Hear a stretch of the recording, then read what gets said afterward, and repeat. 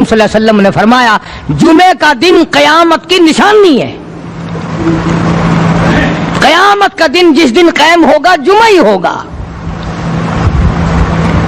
آج جمعہ تفریح کا دن ہے, آج جمعہ جوئے کا دن ہے, آج جمعہ شراب پینے کا دن ہے, آج جمعہ کھیل تماشا بے حیائی بدماشی کا دن لوگوں نے بنا لیا ہے. ایک ہمارا ماحول ہے, آپ ذرا توجہ فرمائیں. جمعے کے دن فلموں میں رش ہے, جمعے کے دن سینما کے ٹکٹ کا رش ہے, جمعے کے دن VCR بہت زیادہ چلتے ہیں, جمعے کے دن ٹیلی ویژن پہ بڑا رش ہوتا ہے, جمعے کے دن بدماشی ہے, جوا ہے, بے حیائی, زیادہ سے زیادہ بے حیائی جمعے کے دن ہوتی ہے. حالانکہ حضور کریم صلی اللہ علیہ وسلم نے فرمایا جمعے کے دن ایک گھڑی ایسی آتی ہے جو مانگو وہی ملتا ہے. جس حال میں کچھ کوئی مشغول ہوگا وہی اس کی زندگی کا مستقل ذریعہ بن جائے گا. کون سمجھائے تمہیں کس کے اندر طاقت اور جرت ہے کہ قوم کے دھارا پھیر سکے اور قوم کے رخ کو پھیر سکے؟ کون پھیر سکتا ہے؟ اس لیے قرآن کریم نے بار بار للکارا اور فرمایا افلم یہد لہم کم اہلکنا قبلہم من القرون. اکڑنے والوں, بدماشی کرنے والوں, بے غیرت کمینوں, باداؤ, جب میرا قہر جوش میں آئے گا پھر ایک دو کو نہیں, پھر بستی کی بستی, ملک کے ملک اجاڑ کے رکھ دوں گا. افلم یہد لہم کم اہلکنا قبلہم من القرون.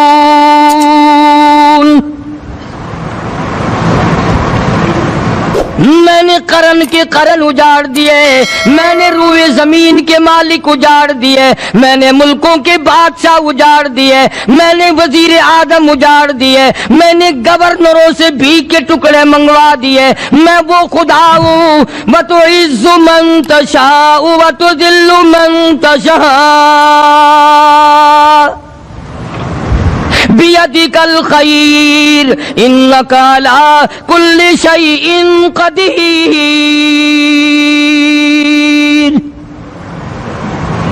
سارا نظام میرے ہاتھ میں ہے. تبارک الذی بیدہ الملک. برکتیں میرے پاس ہے, رحمت میرے پاس ہے, خیر میرے پاس ہے, بھلائی میرے پاس ہے, سلامتی کے خزانے میرے پاس ہے, امن کے خزانے میرے پاس ہے. وہو علی بیدہ الملک. ملک میں راج میرا. وہو علی کل شیء قدیر. ذرے ذرے پہ قبضہ میرا, پتے پتے پہ قبضہ میرا, پہاڑ کی ایک ایک کنکر پہ قبضہ میرا, سمندر کے قطرے قطرے پہ قبضہ میرا. تو ہوتا کون ہے اکڑ کرنے والا؟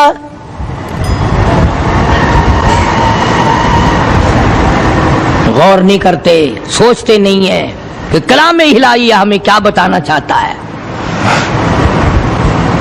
جناب عثمان رضی اللہ تعالیٰ عنہ فرماتے ہیں اور لوگوں میں نے ساری زندگی گزار دی اسلام کے بعد, جس دن سے میں نے کلمہ پڑھا آخری دم تک کوئی جمعہ ایسا نہیں, کوئی جمعہ ایسا نہیں گزرا اللہ کے نام پر میں نے ایک غلام خرید کے آزاد نہ کیا ہو.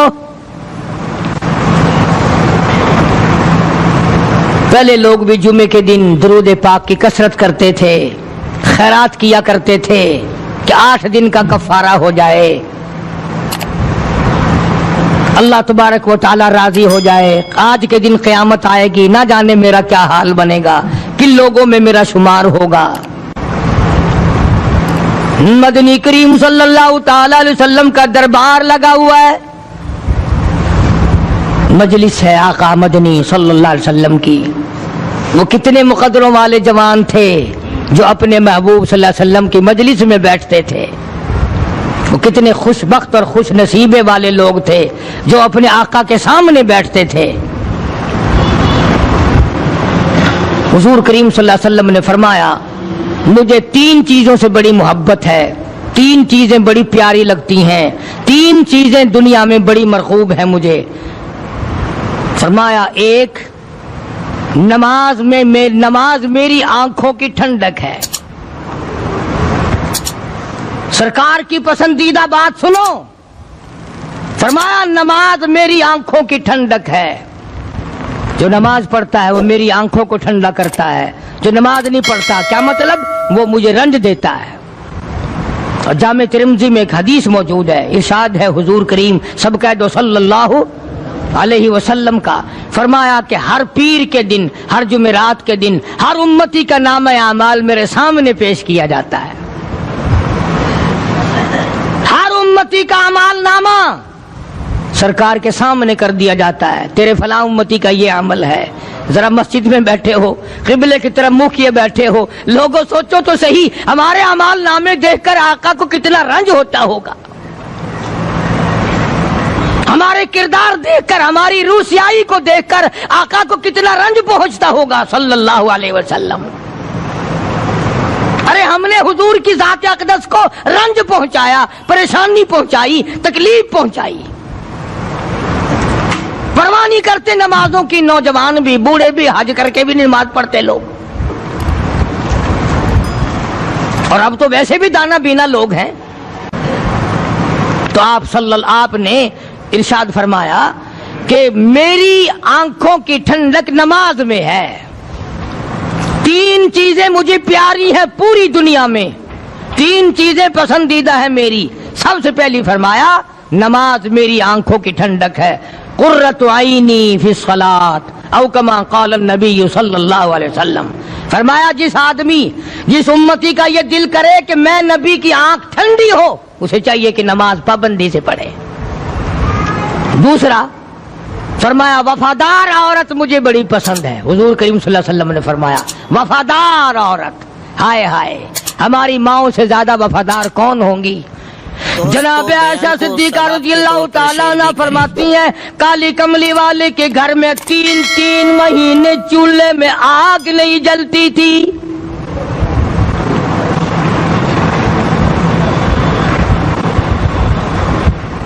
دوسروں کے واسطے ہے سیم و زر و گوہر، اور اپنا یہ حال ہے کہ چولہا ہے بجھا ہوا۔ جناب عائشہ صدیقہ رضی اللہ تعالیٰ عنہ فرماتی ہیں ہمیں 24 گھنٹے میں ایک پانی کا پیالہ اور ایک کھجور کا دانہ ملا کرتا تھا۔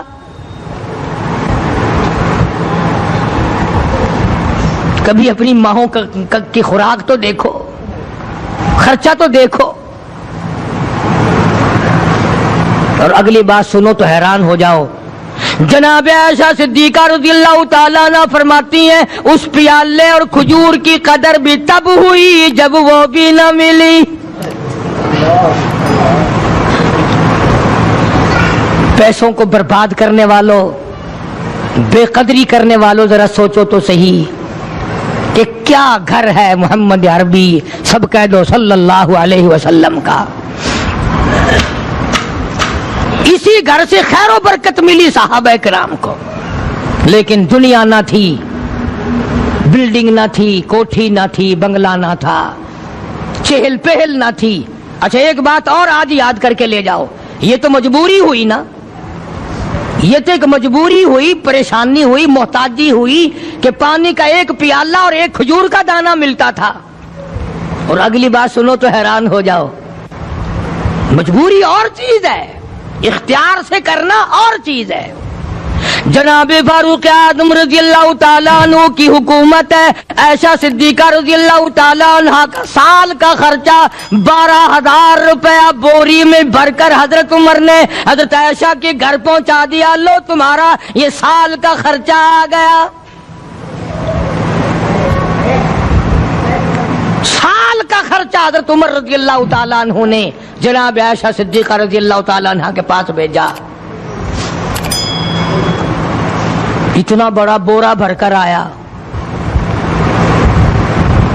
اللہ غنی، بجائے خوش ہونے کے، بجائے مچلنے کے، بجائے فخر کرنے کے، اپنی خادمہ سے فرمانے لگی حضرت عائشہ خادمہ سے فرمانے لگی میں نے تو اپنے محبوب صلی اللہ علیہ وسلم کے پیٹ پہ پتھر دیکھے، میں نے تو کالی کملی والے کو فاقے کرتے دیکھا۔ خادمہ سے فرمانے لگی اس بوری کے اور میرے درمیان میں کپڑا لٹکا دے، میری آنکھ دیکھنا گوارا نہیں کرتی، میری آنکھ دیکھنا بھی گوارا نہیں کرتی۔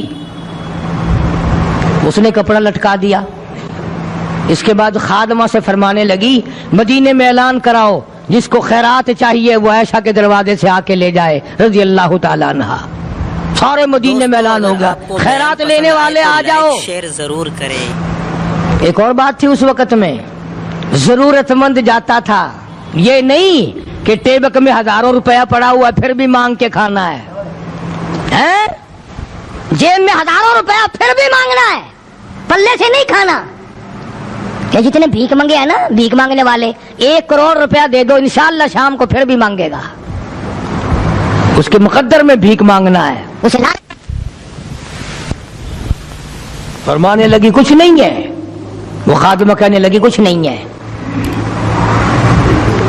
اب وہ خادمہ کہنے لگی کہ اگر 1 ٹکے کا گوشت منگوا لیتی تو تم بھی اپنا روزہ کھول لیتی گوشت سے، میں بھی کھا لیتی۔ کیا جواب دیا اما عائشہ صدیقہ رضی اللہ تعالی عنہا نے؟ فرمانے لگی اب تانا دینے سے کیا فائدہ، تو نے اس وقت یاد کیوں نہیں دلایا؟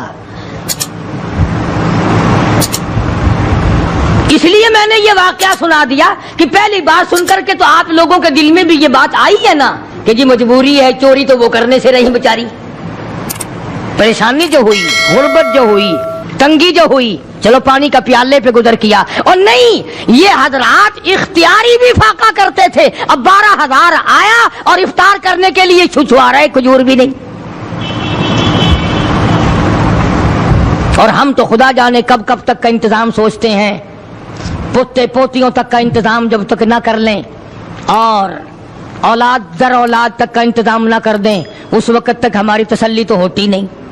اسی کو مجذوب نے بڑے عجیب طریقے سے سمجھایا، کہتا ہے کہ آنے والی کس سے ٹالی جائے گی، آنے والی کس سے ٹالی جائے گی، اور جان ٹھہری جانے والی جائے گی، روح رگ رگ سے نکالی جائے گی، تجھ پہ ایک دن خاک ڈالی جائے گی، تیرے رشتہ دار عزیز اقربا دھڑا دھڑ مٹی پھینک کے ایسے آئیں گے گویا تجھے پہچانتے بھی نہیں۔ بڑی بڑی عجیب باتیں کہی مجذوب علیہ رحمت نے، اللہ کی رحمت نازل ہو اس کی قبر مبارک پہ، آمین کا۔ کہتا ہے سب کی سب ہیں راہ روے کوئے فنا، سب چل رہے ہیں فنا کی طرف۔ اب یہ جو ہم لوگ بیٹھے ہیں نا خوش ہو رہے ہیں، میری 50 سال عمر ہو گئی، میری 60 سال عمر ہو گئی، میری 40 سال عمر ہو گئی، میری 30 سال کم عمر ہو گئی، اور اصل بات ہمارے دماغ میں اپنے آپ کو آخرت کے لیے جس قدر ممکن ہو سکے تیاری کریں۔ آج کل بڑی رات ہے، سویرے اٹھو، کم سے کم صبح و شام ہر آدمی 1 تسبیح درود شریف کی، 1 تسبیح استغفار کی، اور 1 تسبیح تیسرے کلمے کی، یہ تو کم سے کم ہو ہی جائے۔ بکواس کرتے سو جاتے ہیں، بکواس کرتے اٹھ جاتے ہیں، بھلا ہے کوئی زندگی کا معاملہ؟ اللہ سے معافی مانگتا سو جا اور معافی مانگتا اٹھ جا، خدا کی قسم اللہ کا دریائے کرم جوش میں آئے گا۔ تو یہ ساری چیزیں میں نے لیے عرض کی، تو وقت پورا کرنے والا حساب نہیں کہ نہ جانے کس کو توبہ کی توفیق ہو جائے۔ کم سے کم ان 3 تسبیحوں کو ہر مرد عورت لازمی پکڑ لے۔ 1 تسبیح درود شریف کی، 1 تسبیح سبحان اللہ والحمدللہ ولا الہ الا اللہ واللہ اکبر ولا حول ولا قوۃ الا باللہ العلی العظیم، اور 1 تسبیح استغفر اللہ الذی لا الہ الا هو الحی القیوم واتوب الیہ، یا استغفر اللہ ربی من کل ذنب واتوب الیہ، اور 1 تسبیح درود شریف کی اللہم صلی علی سیدنا مولانا محمد وعلی آل سیدنا مولانا محمد مبارک وسلم وصلی علیہ۔ جب 1 مرتبہ درود بندہ پڑھے گا 10 بار اللہ کی رحمت آئے گی، 10 گناہ معاف ہوں گے، 10 درجے بلند ہوں گے، 10 خطائیں معاف کر دی جائیں گی، تو کتنا بڑا اجر ہے۔ خصوصاً بوڑھوں کو چاہیے کہ وہ گپوں میں اپنا وقت خراب نہ کریں۔ خدا کی قسم قبر میں جانے کے بعد تجھے 1 سانس کی مہلت نہ ملے گی۔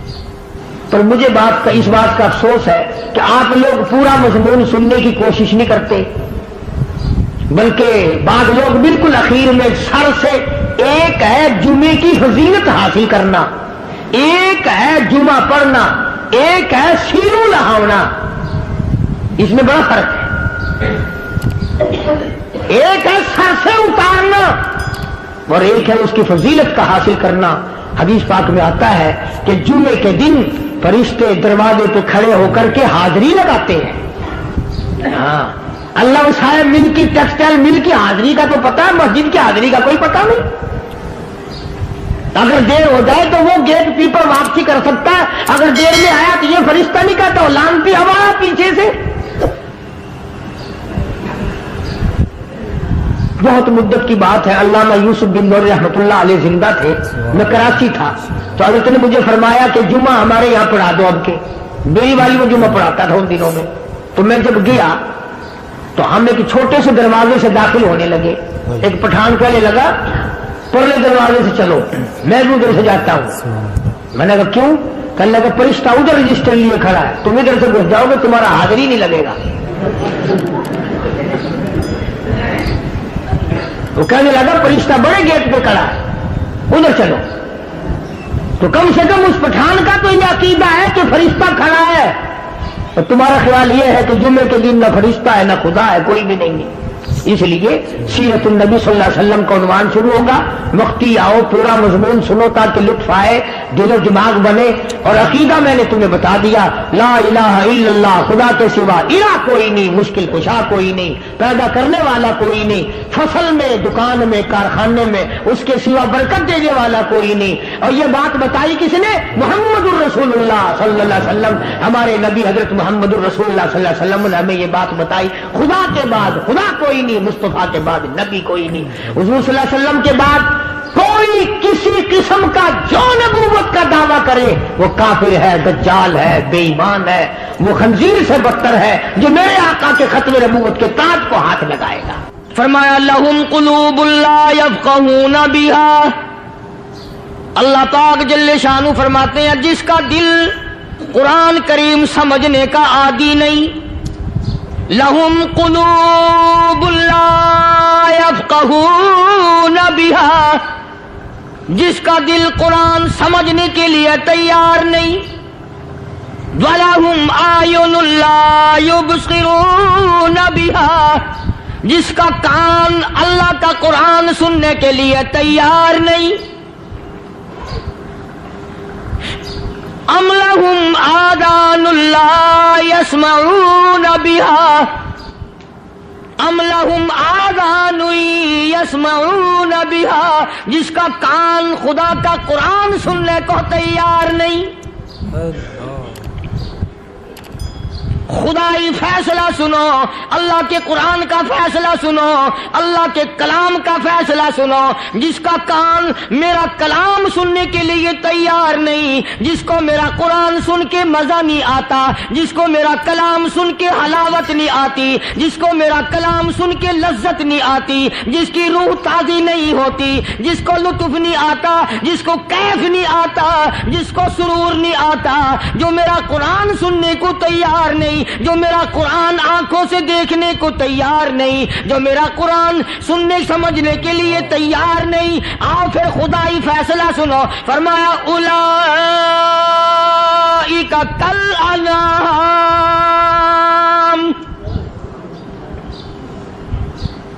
میرا فیصلہ نہیں, کسی پارٹی کا فیصلہ نہیں, کسی فرقے کا نہیں, کسی طبقے کا نہیں, کسی جماعت کا نہیں. فرمایا اولئک الانعام, پیدا کرنے والا مالک و خالق کہتا ہے مجھے اپنی کبریائی کی قسم یہ سارے جانور ہیں.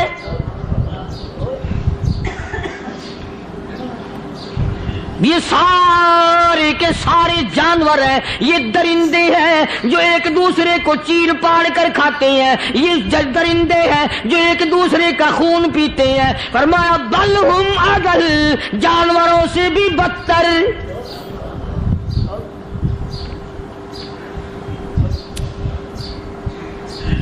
جس کے دل میں قرآن سن کر ترس نہیں, جس دل میں رحم نہیں, اپنے سے کمزور دیکھ کر جس کے دل میں شفقت نہیں, مہربانی کا مادہ نہیں. فرمایا وہ کوئی بندہ ہے, وہ تو جانور ہے. اور خدا غضب میں آ گیا, فرمایا بل ہم اضل, اس سے بھی بدتر. اللہ والے جو ہیں وہ ان خصلتوں کو دور کراتے ہیں اور وہ آدمی کے مزاج اور دل میں سے ایسی چیزیں نکالتے ہیں جو اس کی بربادی کا ذریعہ بنتا ہے. دل کی بیماریوں کا کسی کو فکر نہیں. بخار ہو جائے آپ چڑھ جائے آپ کو پتہ چل جاتا ہے, نزلہ ہو جائے آپ کو پتہ چل جاتا ہے, کھانسی ہو جائے پتہ چل جاتا ہے. دل کی بیماریوں کا کیا پتہ چلے؟ صحابہ اکرام رضوان اللہ تعالی علیہ مجمعین کی جماعت کے اللہ پاک کے محبوب حضرت محمد الرسول اللہ صلی اللہ تعالی علیہ وسلم نے دلوں کی صفائی کی. پہلے لوگ جھونپڑیوں میں کچے کوٹھوں میں رہتے تھے, نہ اتنی صفائی تھی نہ اتنی ترقی تھی. آج برتنوں کی صفائی دیکھو, کپڑوں کی صفائی دیکھو, مکان کی صفائی دیکھو, رات دن بس اسی دھندے میں لگے ہوئے. سارا دن برتن دھونے سے فرصت نہیں, سارا دن کپڑوں کے بناؤ اور سنوار میں فرصت نہیں. تو اللہ والے ایسے موقع پر بڑی عجیب بات کہتے ہیں. وہی مجذوب ہے, مجذوب علی رحمت کہتے ہیں بظاہر تو ہر شے میں بے حد صفائی, بظاہر تو ہر شے میں بے حد صفائی, مگر دل میں ہے گندگی انتہائی. بظاہر تو ہر شے میں چہرے کی صفائی, بدن کی صفائی, نہ جانے کتنی قسم کا صابن ہے, نہ جانے کتنی قسم کے پاؤڈر ہے, نہ جانے کتنی قسم کے شیمپو ہیں, نہ جانے کتنی قسم کے کپڑے ہیں, کیا چال ڈھال ہے, کیا نئے نئے ڈیزائن ہے. مجذوب کہتا سب کچھ دیکھ لیا, بظاہر تو ہر شے میں بے حد صفائی, مگر دل میں ہے گندگی انتہائی. جس یار کی بیٹھک میں بیٹھ کے کھانا کھایا, جس رشتہ دار کی بیٹھک میں بیٹھ کے کھانا کھایا, اسی کی بہن کو دیکھ کر آبرو پہ ڈاکہ ڈالنے کا پروگرام ہے. جس دوست کے گھر میں بیٹھ کے کھانا کھایا, اسی دوست کی بیوی کی عزت لوٹنے کا پروگرام ہے. پرانے زمانے میں اب بھی دلی جیسے شہر میں اگر دعوت کی جاتی ہے تو وہاں ایک تشتری میں نمک آتا ہے سب سے پہلے. عرب میں بھی دستور تھا پرانے زمانے میں, اگر کوئی دعوت کرتا, کوئی تقریب کرتا, سب سے پہلے نمک آتا تھا. ایک ایک انگلی ہر شخص نمک چاٹتا تھا. کیا مطلب؟ جس نے نمک چاٹ لیا اب وہ نمک حرامی نہیں بنے گا. اس گھر میں چوری کرنا, اس گھر کی آبرو کا غلط تصور لانا, اس گھر کے مال میں خیانت کرنا وہ حرام سمجھتا تھا جس گھر کا میں نے نمک چکھ لیا. اور مسلمانوں کی بات نہیں, ہندوؤں کی بھی یہ باتیں تھی. مولانا محمد علی صاحب جلندری سب قید رحمت اللہ علیہ فرمایا کرتے تھے کہ ایک سکھ تھا بہت بڑا ڈاکو, مسلمان اور ہندو مل کر اس کو ساتھ ملا کر کے لے گئے کہ یہاں اس گاؤں میں اس پنڈ میں ڈاکہ ڈالے. سفر کر کے گئے, تکلیف اٹھا کے گئے. اس سکھ ڈاکو نے پوچھ لیا کہ یہ کون سا گاؤں ہے کہ یہ فلانا ہے. اچھا سارے کے سارے یہ تلاش کرو, یہ سوچ بچار کرو, اپنے پنڈ کی, اپنے علاقے کی, کسی مسلمان کی, کسی ہندو کی, کسی سکھ کی, کسی چوڑے چمار کی اس گاؤں میں لڑکی تو نہیں. ہمارے یہاں سے کوئی لڑکی تو شادی ہو کے یہاں نہیں آئی ہوئی. ان ساروں میں سے کہنے لگا کہ ہمارے بھنگی کی لڑکی جمادار کی یہاں آئی ہوئی ہے. کہنے لگا واپس چلو, بیٹی بیٹی ہے چاہے بھنگی کی ہو یا نواب کی ہو. ارے کل بیٹی کا ڈولا دیا تھا, آج ڈاکہ ڈالیں گے, شرم نہیں آئے گی؟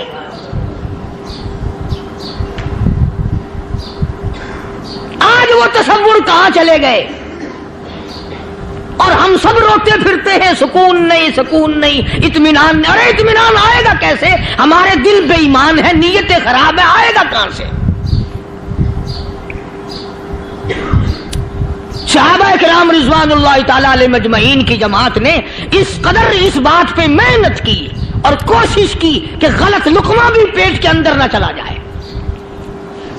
چنانچہ میں علی الاعلان کہتا ہوں 1,29,000 صحابہ کرام کالی کملی والے کے دیوانے اور پروانے हुजूर के यार जानिसार, हुजूर के साथ फाका खाने वाले, फाकों मरने वाले, पत्थर खाने वाले अपने बच्चों के टुकड़े होते हुए देखकर ला इलाहा इल्लल्लाह मुहम्मदुर रसूलुल्लाह की सदा बुलंद करने वाले सहाबा किराम का ये हाल था।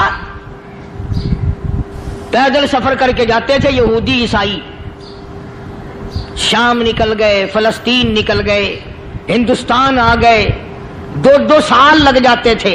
अपनी जवान बेटियों को मुसलमानों के घरों में छोड़ के आ जाते थे। कभी निगाहे नबूवत ने जिनको रंग दिया था, कभी किसी सहाबी पे जर्रा बराबर इल्जाम नहीं लगा। उन यहूदियों का, उन ईसाइयों का यह अकीदा था कि मोहम्मद सल्लल्लाहु अलैहि वसल्लम के जो गुलाम हैं, इनकी निगाह भी पाक है, इनके दिल भी पाक है, इनके इरादे भी पाक है, इनके हाथ भी पाक है।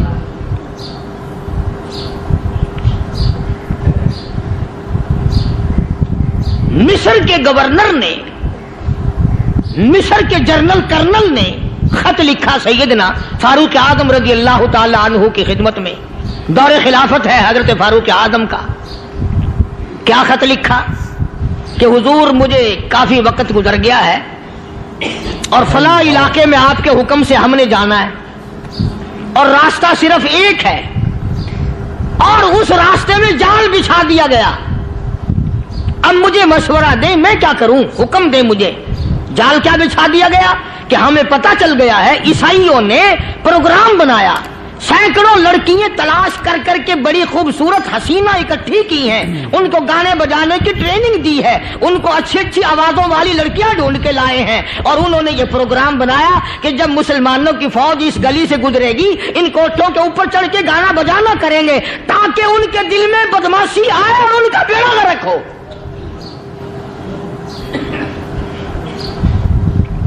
कभी काफिर का यह अकीदा था कि मुसलमान का दिल बिगड़ा तो ये गया, इसकी नीयत में खराबी आई और ये तबाह हुआ।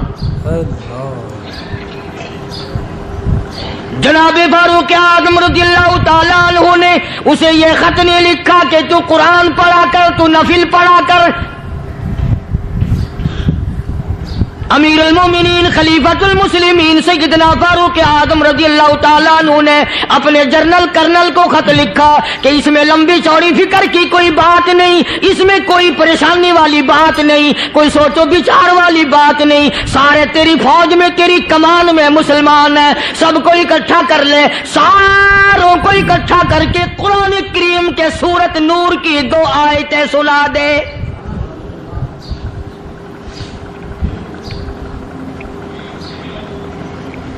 ये भी नहीं फरमाया कि सजा सुनाओ, इतने कोड़े लगेंगे, जो खिलाफ करेगा यूं कैद होगी, यूं कोर्ट मार्शल कर दिया जाएगा, कुछ नहीं। जनाब फारूक आज़म रज़ियल्लाहु ताला अन्हु की राय देखो, उनके ख्याल में कुरान करीम में इतनी बड़ी ताकत है, इतनी बड़ी अजमत है, इतनी बड़ी करामत है, कलाम इलाही में इतना बड़ा शरफ है। ऐलान कर दिया, फरमाया अपने कर्नल को सारी फौज को, लश्कर को इकट्ठा करके कुरान करीम की फुला फुला आयत सुना दे।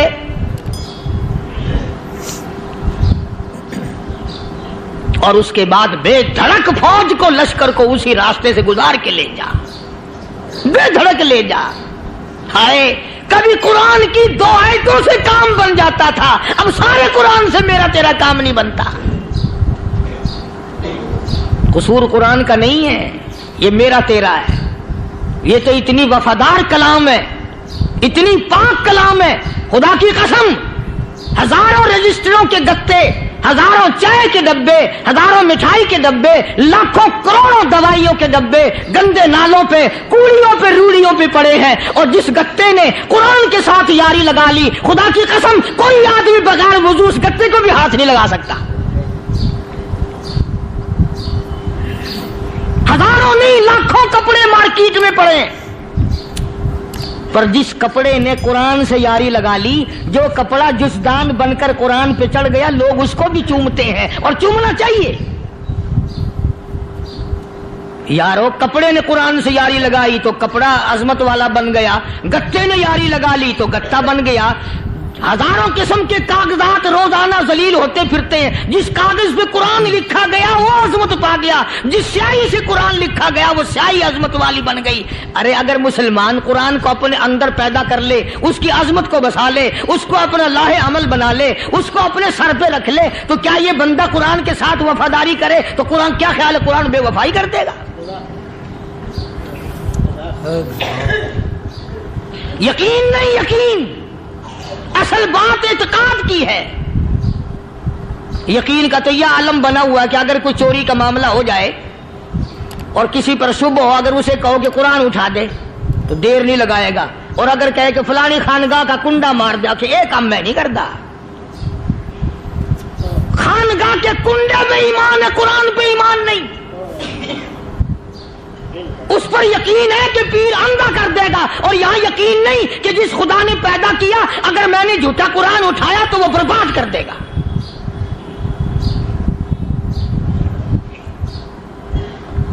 عجیب عجیب لوگ ہیں. چنانچہ مصر کے کرنل نے, مصر کے جنرل نے ساری فوج کو اکٹھا کر لیا. اس نے بھی یہ بات تو نہیں کہی کہ فاروق اعظم کو دوبارہ خط لکھتا کہ حضرت یہ تو 2 آیتیں آپ نے لکھی, یہ تو سارا قرآن روز پڑھتے ہیں, پر بنے گا کیا؟ جیسے فاروق اعظم کا یقین تھا, فاروق اعظم کی فوج کے کرنل کا بھی یقین ہے, فاروق اعظم کے فوج کے جنرل کا بھی یقین ہے. اس نے ساری فوج کو اکٹھا کیا, لشکر کو جمع کیا, اور اس کے بعد کہنے لگا قل للمؤمنین یغضوا من ابصارکم وَيَحْفَظُوا فُرُوجَهُمْ ذَلِكَ أَزْكَىٰ لَهُمْ إِنَّ اللَّهَ خَبِيرٌ بِمَا يَصْنَعُونَ. او لوگوں, خدا تمہیں کہتا ہے اپنی آنکھوں کی حفاظت کرو.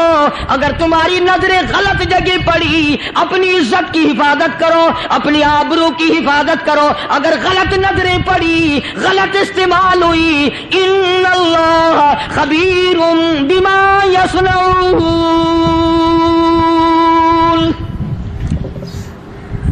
اللہ پاک تمہاری ساتھ ساتھ ہے, وہ ہر چیز کو دیکھتا جائے گا, وہ ہر چیز تمہاری دیکھے گا. چنانچہ تاریخ شاہد ہے, ابن حشام نے لکھا ہے, ابن خلدون نے لکھا ہے, اور کئی مورخین نے لکھا ہے کہ جب مسلمان جنرل نے, مسلمان کرنل نے اپنی فوج کو قرآن کی 2 آیتیں سنائی اور اس کے بعد حکم دیا چلو, تمام کا تمام لشکر چل رہا ہے. ادھر ڈھول بجا, دھماکے بجے, ڈانا شروع ہوا, گانا بجانا شروع ہوا, ساری فوج نکل گئی, سارا لشکر چلا گیا. لڑکیوں نے دیکھا کہ یہ تو ختم ہو گئے, نیچے آواز دے کے کہنے لگی اور جانے والوں یہ ساری فوج کئی اندھوں کی فوج تو نہیں.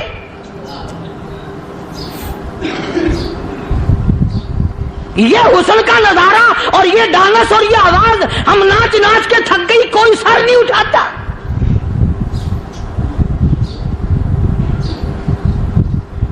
اور آج دیکھ لیں آپ, ہر گھر کے اوپر وہ لگا ہوا ہے ایریل, لعنت کا ایریل لگا ہوا ہے, لعنت کا ایریل. حاجیو تم کیا کہتے ہو کہ ہمارے گھر کا اس میں کیا بگڑے گا؟ خدا کی قسم وہ بگڑتا ہے, وہ دیمک لگتی ہے, وہ تباہی پھرتی ہے, تمہیں پتہ بھی نہیں چلتا. تم نے کیا سوچ رکھا ہے؟ مسلمان کرنل کے حکم پہ ساری فوج نکل گئی. ناچنے والی گانے والی لڑکیاں عیسائیوں کی حیران ہیں. کیا ہوا؟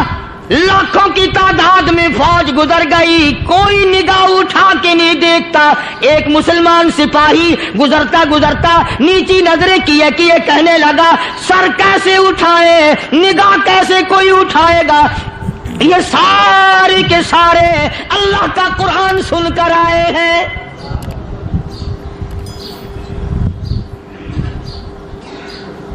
کیسے کوئی نگاہ اٹھائے گا, کیسے کوئی سر کو اٹھائے گا؟ یہ سارے کے سارے اللہ کا قرآن سن کر آئے ہیں. ان کا عمل ہوا نا قرآن پہ, ان کے عمل کا کتنا بڑا اثر پڑا.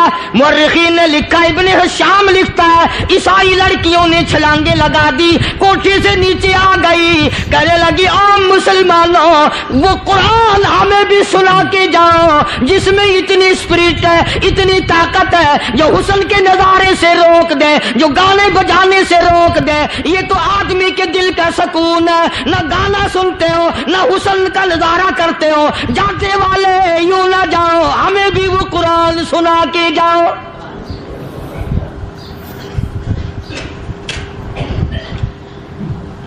اس قرآن میں کتنی بڑی طاقت ہے, وہ کتنی عظمت ہوگی اس میں, اس کلام میں کتنی برکت ہوگی, جس کلام میں یہ تاثیر ہے کہ وہ ایسی ایسی چیزوں سے روک دیتا ہے. چنانچہ ایک مسلمان سپاہی چلتا بھی جاتا ہے اور کہنے لگا وَقُلْ لِلْمُؤْمِنِينَ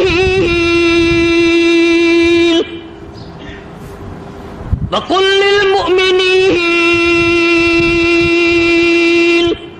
قرآن کی آیت پڑھ کے سنائی. سینکڑوں نہیں بے شمار لڑکیاں ایک مسلمان کی زبان سے اللہ کا قرآن سن کے کہنے لگی, اور جانے والوں چھوڑ کے نہ جاؤ, ہمیں بھی کلمہ پڑھاؤ.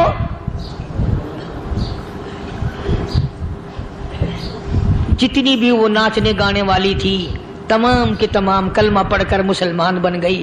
اور مورخین نے لکھا ہے آخری دم تک قرآن کی شیدائی اور دیوانی بن کے گزری ہیں. پھر وہ لڑکیاں جو رات دن حسن و جمال کا پیکر بنی رہتی تھی, علماء نے لکھا ہے جب موت آئی ایک ایک کے بدن میں کپڑے لباس میں موت آئی تو 50-50 ٹاکی لگی ہوئی تھی.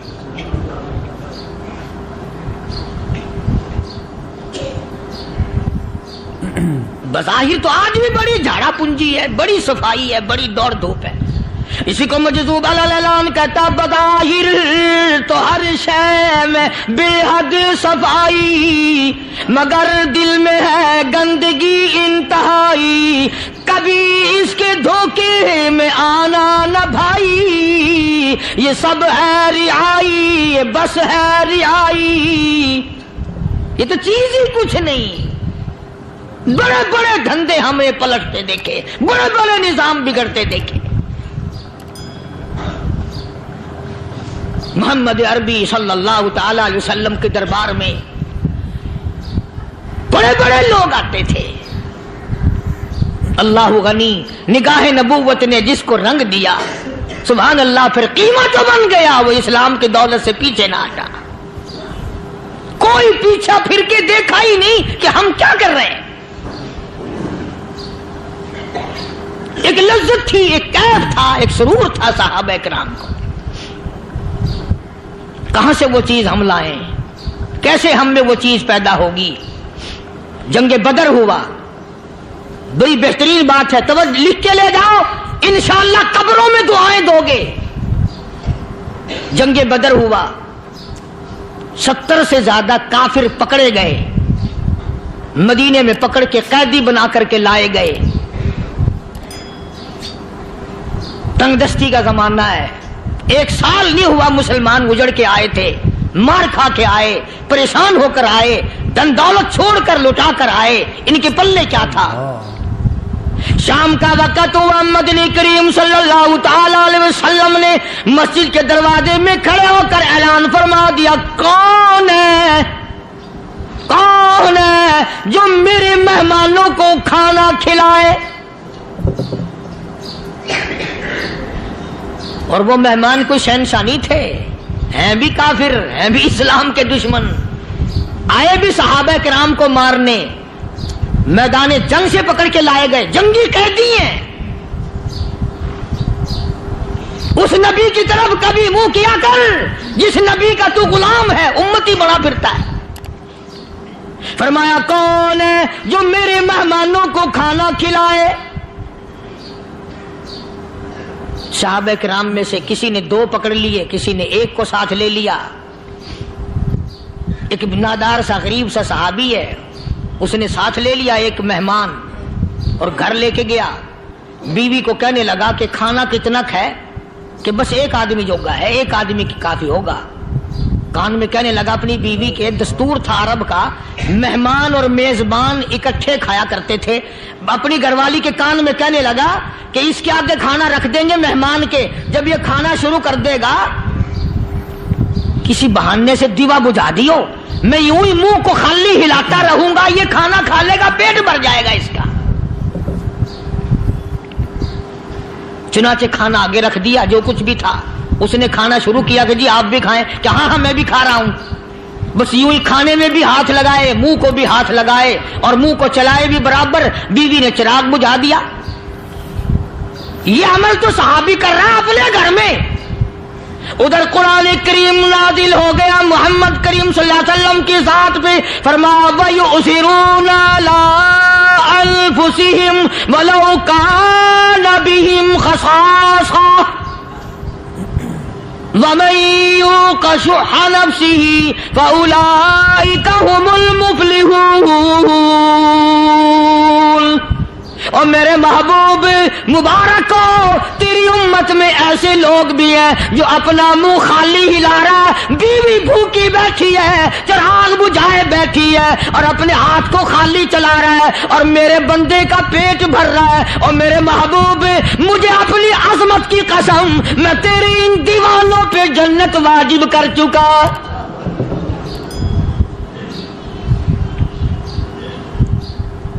اب حضور صلی اللہ علیہ وسلم نے تو ان کو نہیں سکھایا تھا کہ تو جا کے ایسا کرنا، قدرتی مزاج ایسا بنا دیا تھا۔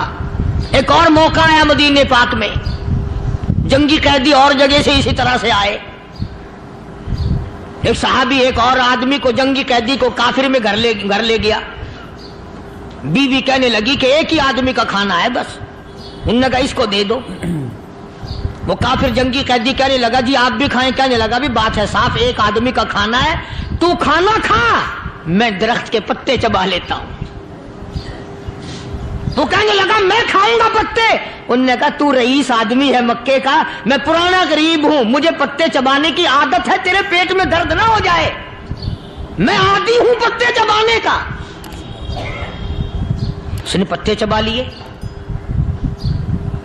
کافر مسافر اور مہمان جو تھا جنگی قیدی اس کو کھانا کھلا دیا۔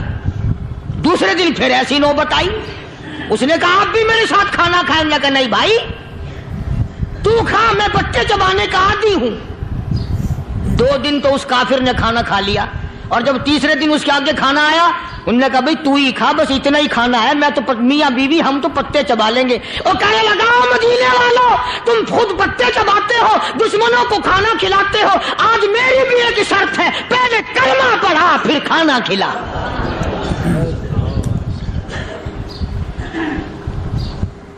آج میری بھی ایک شرط ہے۔ 2 دن کے عمل نے کفر کو مٹا دیا، اسلام چمک گیا۔ 2 دن کے عمل نے، میرا تیرا 60 سال کا عمل ہے، کبھی کسی کافر کو مسلمان بنایا؟ الٹے ہی کام، ہر غلط، ہر معاملہ الٹا ہی ہے، ہر آدمی بیزار ہوتا ہے، یار دین تو کچھ نہیں، یار اسلام کچھ نہیں، یارو ایمان کچھ نہیں۔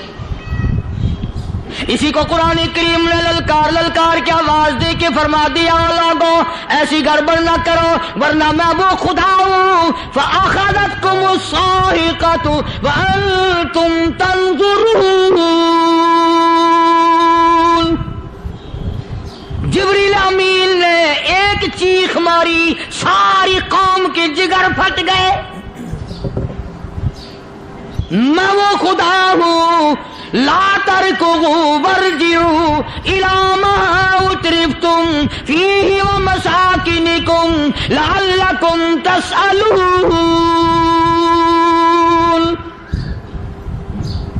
لوگ مکان چھوڑ کے بھاگتے ہیں، ماحول چھوڑ کر بھاگتے ہیں، معاشرہ چھوڑ کر کے بھاگتے ہیں۔ خدا کہتا آؤ، جن مکانوں پہ تمہیں ناز تھا وہ یہ کھڑے بھاگ کر رہے ہو۔ اسی کو قرآن کریم کہتا ہے ان الذین قالوا ربنا اللہ ثم استقاموا وہ آدمی جس نے لا الہ الا اللہ محمد الرسول اللہ صلی اللہ علیہ وسلم پڑھا، اللہ کی توحید کا اقرار کر لیا، او میرے مالک تیرے سوا میرا کوئی مشکل کشا نہیں، حاجت روا نہیں، میرے دل کے بھید کو جاننے والا نہیں، میری بگڑی بنانے والا کوئی نہیں، اجڑوں کو بسانے والا کوئی نہیں، کھیتی کو آباد کرنے والا کوئی نہیں، ایک دانے سے سینکڑوں دانے بنانے والا تیرے سوا کوئی نہیں۔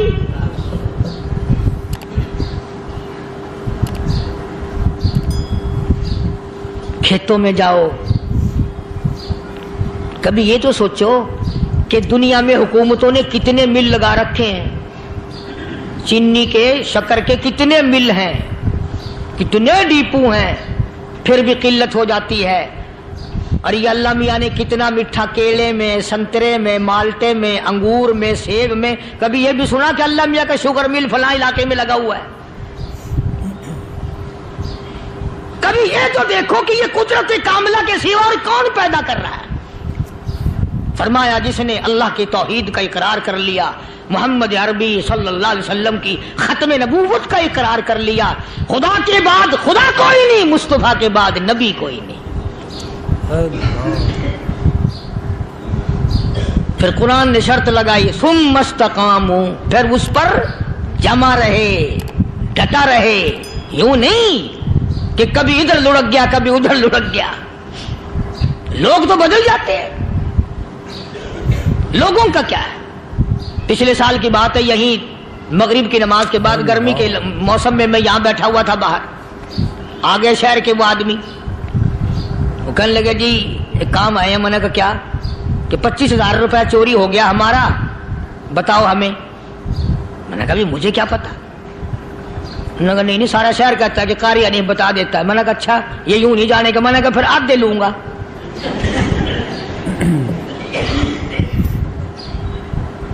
25,000 گم ہوئے ہیں نا، 12.5 میرے 12.5 تمہارے۔ کہنے ہیں دیکھو نا جی بال بچے چھوٹے چھوٹے غریب بچے ہیں جن کے وہ پیسے ہیں۔ میں نے کہا اچھا میں بادشاہ لگا ہوا ہوں؟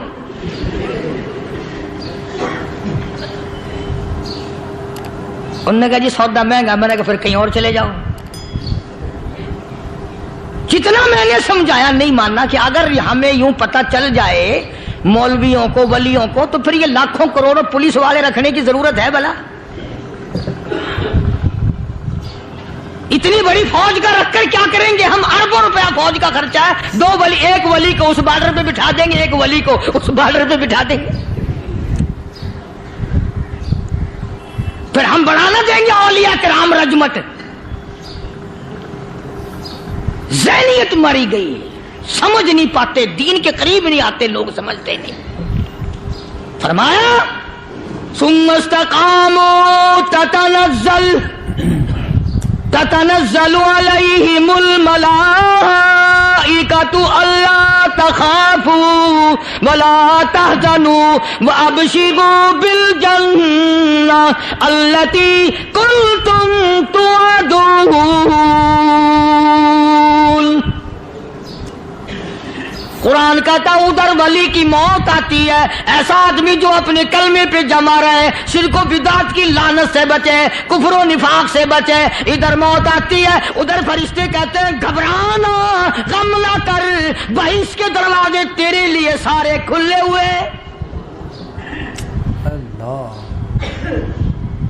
وَلَكُمْ فِيهَا مَا تَشْتَهِي أَنفُسُكُمْ وَلَكُمْ فِيهَا مَا تَدَّعُونَ۔ فرمایا ہم تمہاری ہر اس تمنا کو پورا کریں گے، ہر اس آرزو کو پورا کریں گے، جو مانگو گے وہی ملے گا، جو کہو گے وہی دیا جائے گا۔ نحن اولیاؤکم فی الحیات الدنیا وفی الآخرہ، ہم دنیا میں بھی تمہارے کارساز ہیں، ہم آخرت میں بھی تمہارے کارساز ہیں، ہم دنیا میں بھی تمہارے دوست ہیں، آخرت میں بھی تمہارے دوست ہیں، اور خدا کے یہاں وہ انعام ملے گا۔ اللہ غنی، رائی کے دانے کے برابر نیکی کی ہوگی، جب پڑھا پہاڑوں کے برابر ثواب ملے گا تو آدمی حیران ہوگا، یا اللہ تیرے جیسا بینک تو کسی کا بھی نہیں۔ رائی کا دانہ لے کر پہاڑ واپس کر دیا، مالک نے نجات کا ذریعہ بنا دیا۔ فرمایا نزلا من غفور رحیم، یہ مہمانی ہے پروردگار عالم کی طرف سے۔